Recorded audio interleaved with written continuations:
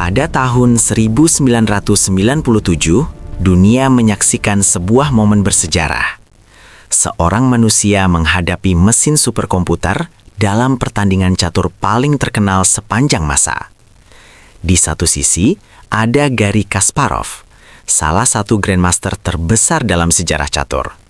Di sisi lain, ada Deep Blue, mesin milik IBM yang mampu menghitung jutaan kemungkinan langkah setiap detik. Mesin itu tidak lelah, tidak panik, tidak membuat kesalahan emosional, dan akhirnya mesin itu menang. Banyak orang menyimpulkan sesuatu yang sederhana, bahwa mesin akhirnya lebih pintar dari manusia. Namun, ada satu pertanyaan menarik yang jarang dibahas. Jika komputer mampu menghitung jutaan kemungkinan langkah, mengapa selama puluhan tahun sebelumnya manusia seperti Kasparov tetap mampu mengalahkan mesin? Apa sebenarnya yang terjadi di dalam otak seorang Grandmaster? Di video ini, kita akan membongkar rahasia tersebut.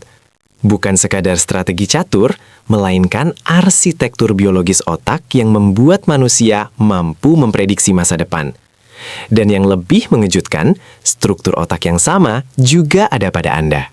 Ketika orang melihat kemampuan Kasparov, mereka sering membuat satu asumsi sederhana, bahwa ia hanya memiliki IQ yang sangat tinggi. Namun, penelitian tentang pemain catur justru menunjukkan sesuatu yang mengejutkan. Banyak Grandmaster tidak selalu memiliki IQ jauh di atas rata-rata populasi. Jadi, jika bukan IQ, apa yang membuat mereka luar biasa? Untuk memahami ini, kita harus melihat bagaimana mesin dan manusia berpikir secara berbeda. Komputer seperti Deep Blue bekerja dengan satu cara utama, brute force calculation. Mesin menghitung kemungkinan langkah sebanyak mungkin, lalu memilih hasil terbaik. Namun, manusia tidak bisa melakukan itu. Otak manusia tidak dirancang untuk menghitung jutaan kemungkinan dalam waktu singkat. Sebaliknya, otak menggunakan sesuatu yang jauh lebih efisien. Intuisi berbasis pola. Ketika Kasparov melihat papan catur, ia tidak melihat 32 bidak secara terpisah. Ia melihat struktur posisi, sama seperti seorang dokter yang langsung mengenali pola penyakit atau seorang musisi yang langsung mengenali harmoni dalam musik. Namun disinilah misterinya semakin dalam. Bagaimana otak manusia bisa mengenali pola kompleks hanya dalam beberapa detik? Apa yang sebenarnya terjadi di dalam jaringan saraf seorang Grandmaster? Jawabannya membawa kita pada salah satu konsep paling menarik dalam neuroscience modern. Rahasia utama kemampuan Kasparov bukanlah memori fotografis, melainkan sesuatu yang disebut chunking. Chunking adalah proses di mana otak menggabungkan banyak informasi kecil menjadi satu unit besar yang bermakna. Contohnya sederhana, ketika seseorang baru belajar catur, mereka melihat papan sebagai kumpulan bidak yang membingungkan. Namun seorang Grandmaster melihat formasi strategi. Sekelompok bidak tidak lagi dipandang sebagai unit terpisah, mereka menjadi satu pola taktis. Penelitian menunjukkan bahwa Grandmaster catur memiliki puluhan ribu pola permainan yang tersimpan dalam memori jangka panjang mereka. Setiap kali melihat papan, otak mereka langsung melakukan pattern recognition. Proses ini terjadi dalam milidetik, dan di balik kemampuan ini ada fenomena biologis penting. Proses ini terjadi dalam milidetik. Setiap kali seseorang berlatih mengenali pola, koneksi sinapsis di otak diperkuat. Neuron yang sering digunakan bersama akan membentuk jalur komunikasi yang semakin cepat. Seiring waktu, jalur ini menjadi seperti jalan tol saraf. Inilah alasan mengapa Kasparov bisa merasakan langkah terbaik bahkan sebelum menghitungnya secara logis. Bagi penonton awam, itu terlihat seperti keajaiban. Namun sebenarnya itu adalah hasil dari ribuan jam reorganisasi jaringan saraf. Dan disinilah momen aha muncul. Otak manusia memiliki kemampuan yang sama. Setiap orang memiliki sirkuit saraf yang mampu membangun sistem prediksi. Perbedaannya hanya satu.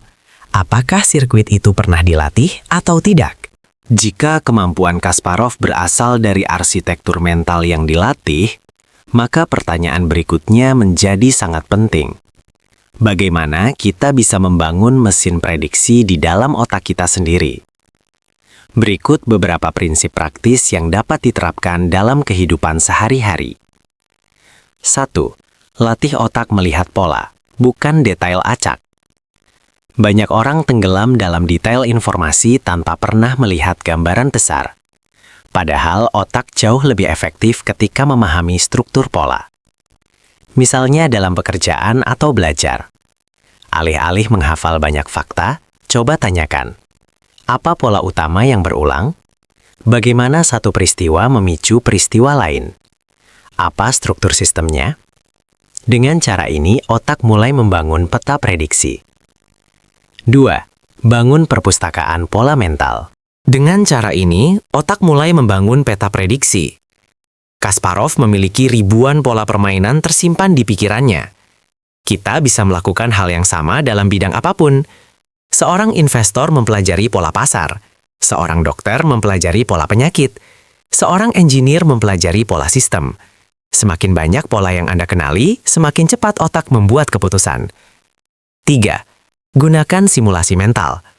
Salah satu teknik paling kuat yang digunakan para ahli adalah mental simulation. Bayangkan berbagai skenario sebelum mereka terjadi. Contohnya, bagaimana sebuah proyek bisa gagal, bagaimana sebuah peluang bisa berkembang, bagaimana sebuah keputusan memicu konsekuensi lain. Simulasi ini melatih otak membangun kemampuan prediksi probabilistik. 4. Batasi informasi yang tidak relevan. Di era digital, tantangan terbesar bukan kekurangan informasi, melainkan banjir informasi yang tidak memiliki pola jelas. Jika otak terus dibanjiri data acak, kemampuan mengenali pola menjadi lemah. Oleh karena itu, penting untuk memilih informasi yang benar-benar bernilai. 5. Latih pengambilan keputusan cepat. Prediksi yang kuat datang dari pengalaman membuat keputusan.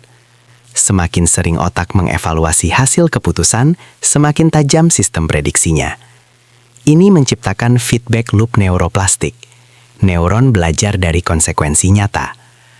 Pada akhirnya, kemampuan seperti yang dimiliki Kasparov bukanlah sihir. Itu adalah hasil dari otak yang dilatih untuk mengenali pola masa depan. Dan di dunia modern yang penuh ketidakpastian, kemampuan ini menjadi semakin berharga. Bukan hanya untuk bermain catur, tetapi untuk memahami catur, tetapi untuk memahami ekonomi, teknologi, bahkan kehidupan sehari-hari. Karena masa depan seringkali bukan sesuatu yang tiba-tiba muncul. Ia adalah pola yang perlahan terbentuk bagi mereka yang mampu melihatnya. Jika ada satu pelajaran dari kisah Kasparov, itu adalah ini. Otak manusia bukan sekadar alat untuk mengingat masa lalu. Ia adalah mesin untuk memprediksi masa depan. Dan seperti semua mesin biologis, ia menjadi lebih kuat setiap kali kita melatihnya. Jadi, mulai hari ini, perhatikan pola di sekitar Anda. Karena semakin tajam pola yang Anda lihat, semakin jelas masa depan yang bisa Anda prediksi. Jika video ini memberi perspektif baru tentang cara kerja otak manusia, jangan lupa subscribe. Karena di channel ini, kita tidak hanya belajar tentang kecerdasan, kita belajar cara mengoptimalkan pikiran kita untuk masa depan.